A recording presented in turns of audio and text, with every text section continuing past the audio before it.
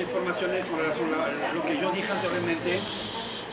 La primera información, porque se me olvidó completamente, cuando hablé de la lógica soporte. ¿Qué es eso? Y lógica documento en la metodología activa, lógica soporte en el enfoque comunicativo. He llamado la primera lógica documento porque es el documento el que va a imponer las actividades que se van a hacer en clase. Son las potencialidades del documento que va a utilizar el profesor. Y generalmente se van a escoger documentos ricos para precisamente poder hacer un máximo de esas actividades que corresponden a prepararse, identificar, analizar, extrapolar, etc. Documentos ricos, generalmente bastante largos y con un privilegio claramente a los documentos literarios, porque son los más complejos, los más supuestamente representativos en cuanto a cultura, y textos literarios, sobre todo novelas, porque en las novelas, pues en los relatos, hay personajes con los que los alumnos pueden reaccionar sobre lo que dicen, lo que hacen los personajes, pueden decir, yo hubiera dicho otra cosa, yo hubiera hecho otra cosa, etc., ¿no? O sea, todo ese modelo de cuestionamiento del texto se ha elaborado históricamente a partir de extractos de novelas literarias. Sobre las novelas literarias es sobre los textos en los que se puede hacer un máximo de estas actividades, ¿no?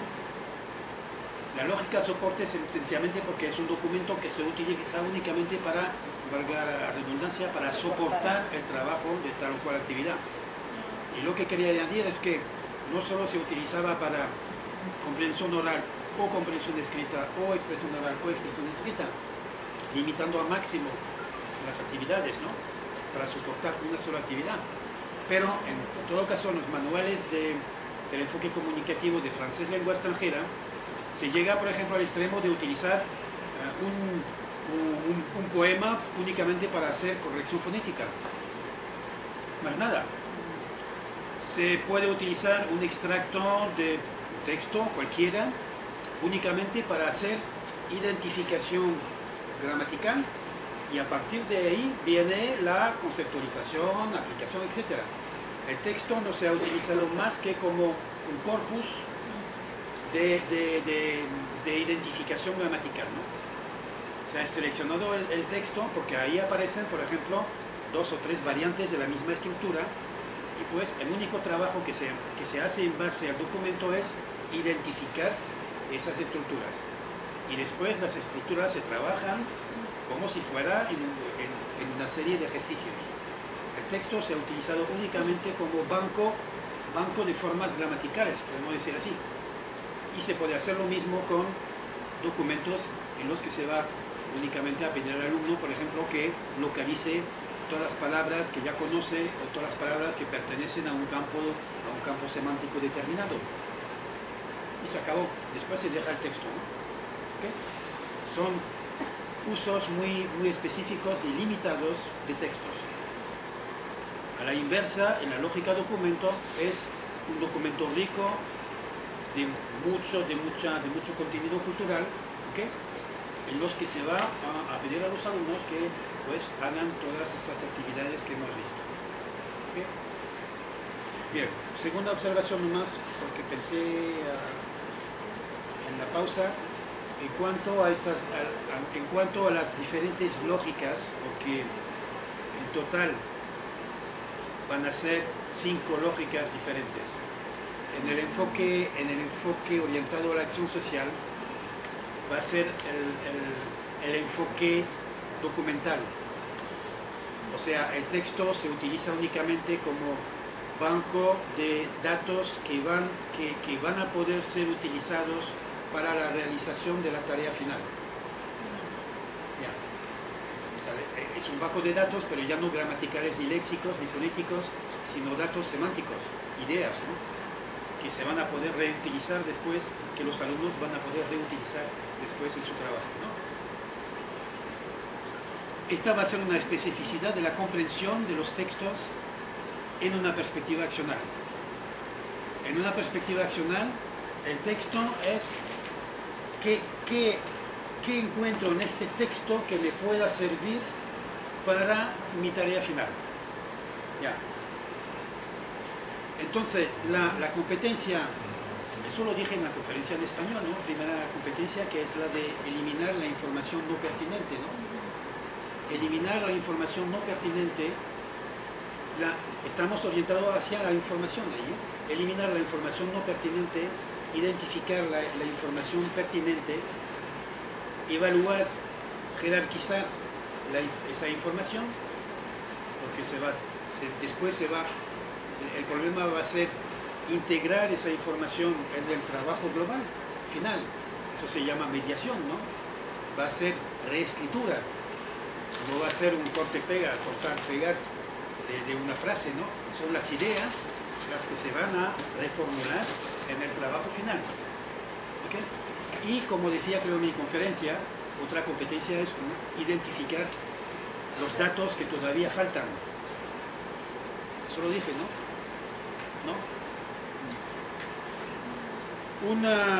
Un indicio. ¿Cómo que no lo dije, Carlos? No. Ay, si él no lo dice, pero es que está reaccionando como estudiante o como profesor. El problema es que tiene la doble. En francés dice, il a une double casquette, o sea, tiene un doble sombrero, ¿no? Según la de estudiante o la de profesor, ¿cómo le viene, ¿no? Un manual, un indicio para que sea realmente un manual accional, es que en cada unidad haya por lo menos un texto o un documento oral. La consigna es: lean atentamente este documento o escuchen atentamente esta grabación y identifiquen en este documento los elementos que no están en el documento. ¿Cómo se puede identificar en un documento elementos que no están? Pues si tenemos una perspectiva accional, son los elementos que sabemos de los que necesitamos y que no aparecen en el documento. Esa consigna, lean ustedes ese documento e identifiquen en el documento elementos que no están, es una consigna que no tiene sentido en el enfoque comunicativo. No tiene sentido, nunca lo han visto ni la verán, pasado el porvenir igual. No tiene sentido. Solo tiene sentido si el documento se utiliza únicamente en función de lo que aporta como datos para la acción final. Sabemos que necesitamos ciertos datos y no están, un porcentaje sobre que no sé qué, y no aparece el dato ahí. Pues tenemos que seguir buscando otros documentos para encontrar este dato. ¿Okay? Gestión de la información. La gestión de la información va mucho más lejos que la de la comunicación de la información. Hay que tener necesidad de buscar la información. ¿Por qué queremos buscar información? Hay que saber dónde buscar. Hay que saber encontrarla, hay que saber evaluarla, hay que saber jerarquizarla, hay que saber reformularla para el trabajo siguiente. Hay que saber reformularlo en el trabajo de comunicación, por ejemplo, y en la perspectiva de un actor social, la comunicación no para ahí. Un actor social responsable, cuando comunica una información, tiene que preguntarse, bueno, ¿esa información puede servir a otro más tarde o no? O sea, un problema con la información, porque desbordamos de información, es que tenemos que suprimir informaciones, incluso en nuestra computadora, ¿no? Pues una pregunta de responsabilidad social es: esa información que alguien ha necesitado en cierto momento, ¿la conservo o no? Y si la conservo, ¿la mantengo a día o no? Para que si otro tenga necesidad de ello, ya yo la pueda utilizar enseguida. ¿Okay? Esta pregunta no se ha hecho nunca en el enfoque comunicativo, ¿no? ¿Conservamos o no? eso de ese ejercicio de pair work y information gap. ¿Okay? Se le pedía a los alumnos que reconstituyeran la información global.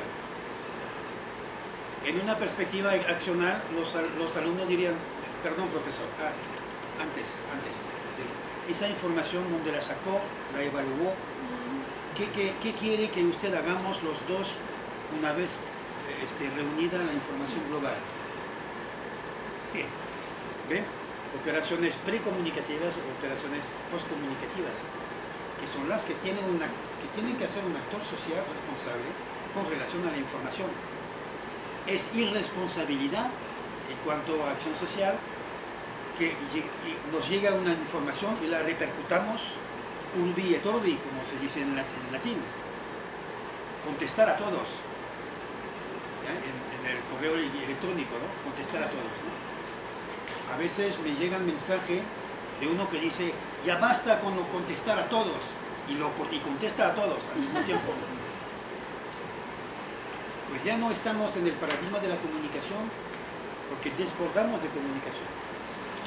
Y ahora la apuesta es seleccionar la información, eliminar la información no valedera, no pertinente, evaluar la información, seleccionar, jerarquizar. Y todo eso no se puede hacer sino si tenemos una perspectiva accional. ¿Qué es lo que queremos hacer con la información? Yo estoy persuadido de que dentro de algunos decenios los futuros historiadores de la metodología, que ya estaré muerto yo,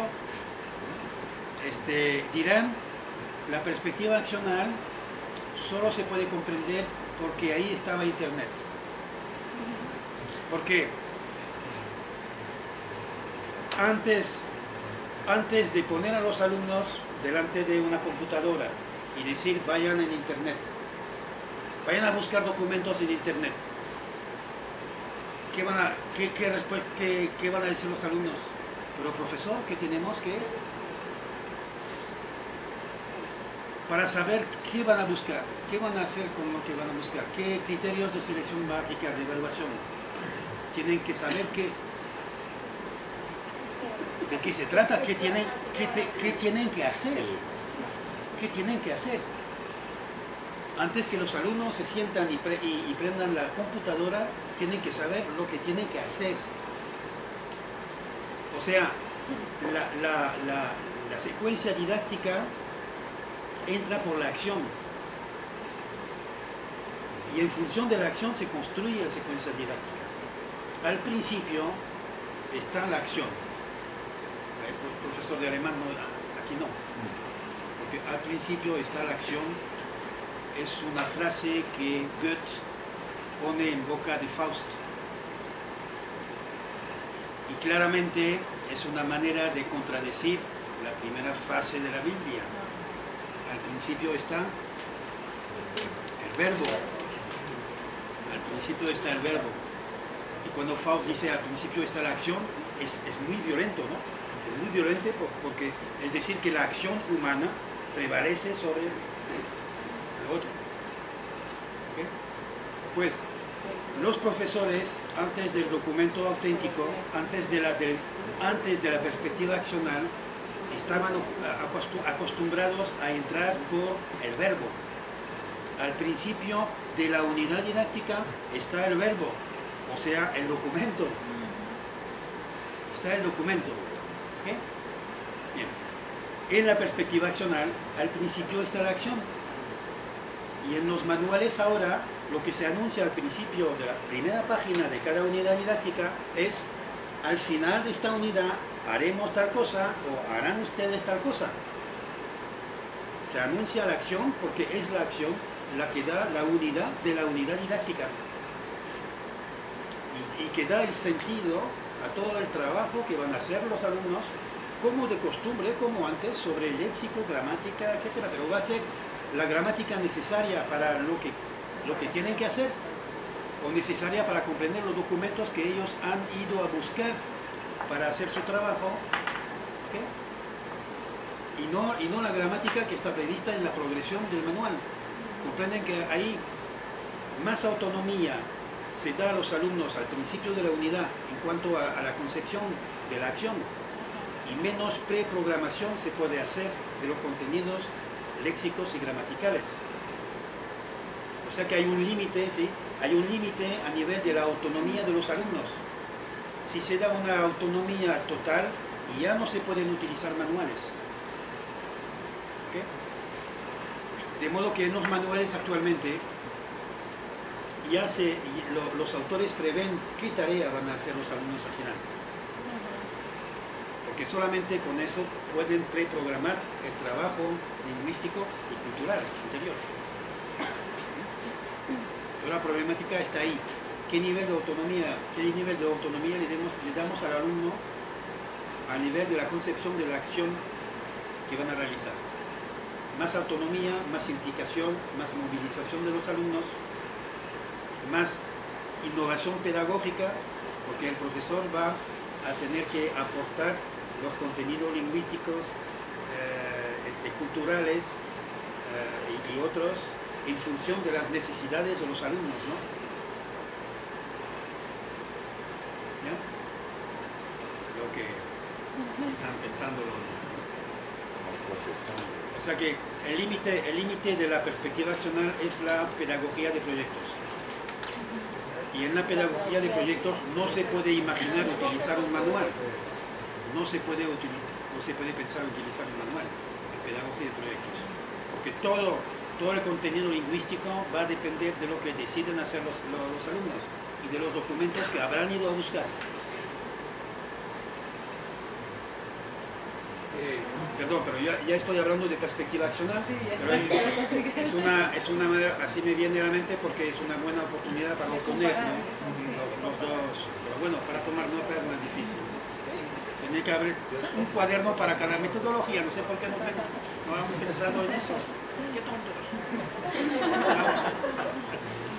Sí, la pregunta era, pues en la tradicional se utilizaban los textos griegos, desapareció. ¿Y cómo ve usted, ya casi adelantó sobre eso, la utilización de métodos? Llegará un momento en que se utilizará, por ejemplo, solo el internet, que los alumnos aprendan. ¿Habrá otro tipo de metodología? De momento no se puede prever el futuro, ¿no? Pero sí, primero, disculpen, vuelvo después a tu pregunta. Pero quería mostrar que en mi sitio personal, en la rúbrica Mes Travaux, mis trabajos, van a encontrar aquí, pero es en francés, pero están ahí los profesores de francés con una sensibilidad de compañerismo muy fuerte, que a lo mejor les va a traducir así. Dicen textos literarios y lógicas documentales en didáctica de las lenguas culturas. ¿Okay? Es un artículo que se publicó en una revista de Bruselas. ¿Okay? 2014G. Tienen únicamente que anotar el código. Y viene otro después. Es lo mismo, ¿no? 2014C, la explotación didáctica de los documentos auténticos en bueno, tres grandes lógicas diferentes. No sé por qué traduzco, porque es transparente, ¿no? Pero no todo el artículo es así, ¿no? Que les hará falta un traductor del francés a... Ya, miren, estábamos hablando de pedagogía de proyectos. El artículo que viene detrás es la pedagogía del proyecto en la aplicación de la perspectiva accional. Es un dossier de trabajo, ¿no? 2014B, bueno, enfoque comunicativo de perspectiva accional, dos organismos metodológicos genéticamente opuestos y complementarios. Es la idea de dos piezas de un puzzle, ¿no? Eso sí, lo dije en una conferencia, fue sí. Opuesto pero complementario. Ya. Entonces, ¿de qué estábamos? ¿Tu pregunta? Sí, los textos. Llegaría un momento en que ya no se utilizarían más, sino que otro tipo de metodología para utilizar todos los recursos que ofrece Internet. sea, ya la metodología sería ayudar a los alumnos a seleccionar la información, a procesarla. Sí, pero eso es también una metodología de enseñanza. Es una metodología de enseñanza también. O sea, el hecho de acompañar, de guiar, de ayudar la autonomía de los alumnos es trabajo del alumno, es trabajo del profesor. No es enseñanza en el sentido de que no transmite, no enseña, no transmite informaciones. Pero las funciones del profesor ahora se han diversificado mucho. Y es también trabajo de consejero técnico, trabajo de asesor, trabajo de aportar documentos, de sugerir pistas, de prohibir ciertas cosas. Porque el profesor es responsable, ¿no? Y puede decir, bueno, su proyecto, lo lamento mucho, pero su proyecto es muy bonito, pero no serán capaces de hacerlo. O incluso puede decir, ese proyecto muy bonito, pero yo también tengo mi progresión léxica gramatical y preferiría que hiciera un proyecto orientado más hacia ese lado, porque yo tengo también mi autonomía y mi responsabilidad profesional, y no solo ustedes. O sea, esta reflexión permite considerar de nuevo completamente el problema de la autonomía del alumno. Hasta ahora el problema de la autonomía del alumno se ha tratado, a mi parecer, de modo ideológico. O sea, se consideraba que más autonomía, en más dominios, lo más pronto posible, mejor. Cuando en realidad, en la pedagogía del proyecto o en la perspectiva accional, a los alumnos se les da la mayor autonomía posible a nivel de la concepción del proyecto. ¿Okay? Aunque incluso ahí puede haber reservas y reorientación del profesor, pero mayor autonomía posible. ¿Okay? Pero después, esto es lo que justifica más directividad del profesor. O sea, ustedes han decidido hacer tal cosa. Muy bien, su responsabilidad, autonomía. Ahora, yo como profesor de lengua y cultura, yo sé de qué necesitan para salir bien en este trabajo. Yo sé que necesitan tal contenido gramatical, tal contenido cultural, tal contenido léxico. Y les voy a obligar a esto, pero tengo legitimidad. Mi directividad tiene legitimidad porque depende de la autonomía del alumno. Él ha escogido hacer tal cosa y yo sé de qué lengua y cultura necesita para acertar. ¿Okay?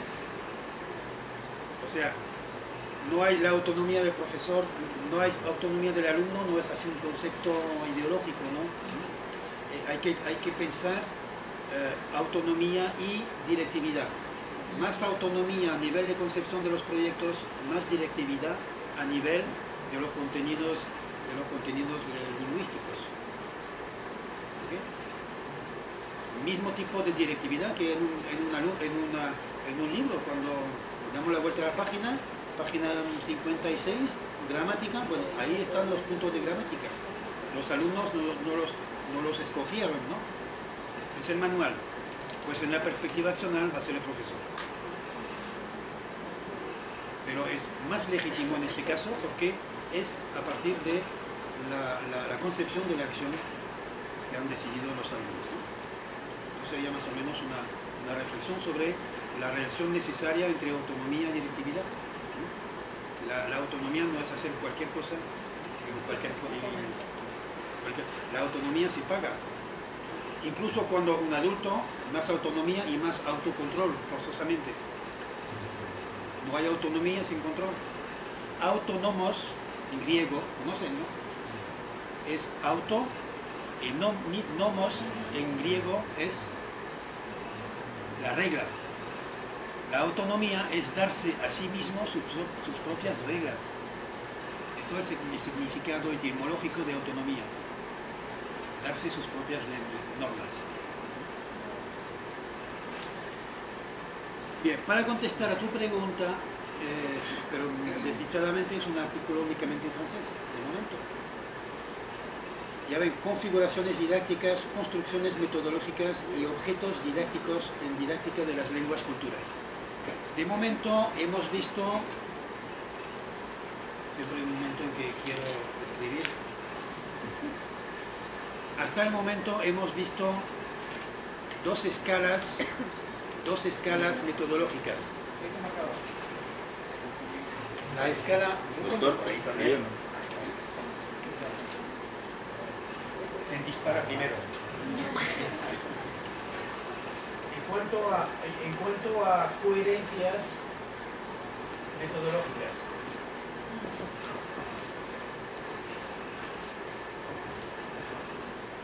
hemos visto el nivel micro, que es el nivel de el concepto que corresponde a esto. El análisis micro metodológico lo hicimos en base a lo que llamo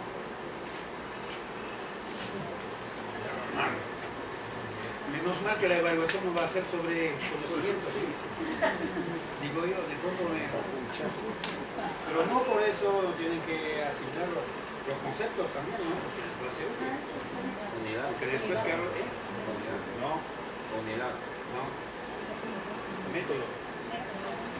El cuadro con 9 métodos, dos veces 9, ¿no? Directo, indirecto, semasiológico, no masiológico, escrito oral,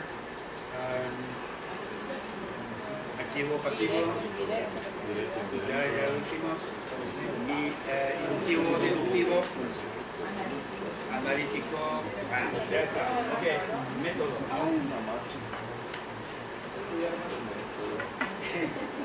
Tenemos el nivel macro. El nivel macro, ¿cuál es? Las coherencias metodológicas de más tamaño. Metodología. Las metodologías, no la metodología en general. Las construcciones metodológicas. Metodología audio-oral, metodología audiovisual, enfoque comunicativo, metodología directa. Lo que llamo metodología constituida para diferenciar de la metodología en general, ¿no? ¿Qué? Metodologías constituidas. Y existe un nivel meso, nivel medio, que es el nivel que yo llamo en este artículo objetos, entre comillas.